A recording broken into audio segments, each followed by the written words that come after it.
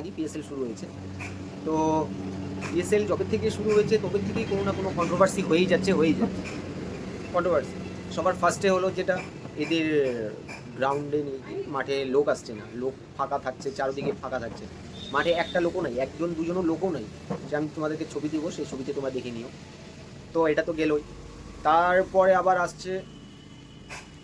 আসছে হলো বল পিঙ্ক হয়ে যাচ্ছে, হোয়াইট বল পিঙ্ক হয়ে যাচ্ছে। তারপর ড্রেসের থেকে কালার উঠে যাচ্ছে, যেটা আমি এর আগের ভিডিওতেও বলেছিলাম, আমাদের এখানে 150 টাকার ড্রেসেও থেকেও মানে কালার উঠে না ড্রেসের থেকে, জার্সি থেকে যেটাকে বলে। তো এত সস্তা, এটাও গেল। তারপরের দিন তো আবার মানে এটা লিমিট পার করে দিয়েছে বল টেম্পারিং করে। তো লাস্ট ওভারে 15 রান লাগতো, বল টেম্পারিং হয়েছে, সেটা আম্পায়ার বুঝতে পারে বলটিকে চেঞ্জ করিয়ে দেয়।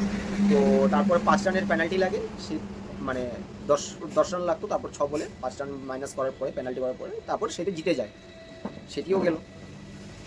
তারপর আবার এটি যাওয়ার পরে 4 দিন কি 5 দিন খেলা হওয়ার পর 6 নম্বর দিন প্রচণ্ড পরিমাণে বৃষ্টি হওয়ার পরে তো মাঠে এতটা পরিমাণের জল যে মানে গ্রাউন্ডসম্যানরা পড়ে যাচ্ছে ওখান থেকে। মানে তোমরা ভিডিওতে, এখানে আমি ভিডিওটি দিচ্ছি, দেখে নিবে। মানে কি বলবো আর, সেখানকার পরিষেবা নেই যে মানে সেই মাঠটিকে, জলটাকে বাইপাস করার বা জলকে পাস করার মতো। তো এটাও গেল।